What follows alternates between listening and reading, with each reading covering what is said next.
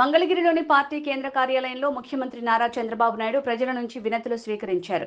రాష్ట్ర వ్యాప్తంగా వివిధ ప్రాంతాల నుంచి వచ్చిన వారి నుంచి వినతులు స్వీకరించిన సీఎం సమస్యల పరిష్కారానికి హామీ ఇచ్చారు. పలువురు అభాగ్యులకు అభయం ఇవ్వడంతో పాటు ఆర్థిక సాయం కూడా అందించారు. పలువురు వైసీపీ బాధితులు తమ సమస్యల్ని సీఎం చంద్రబాబుకు తెలిపి సాయం కోరారు.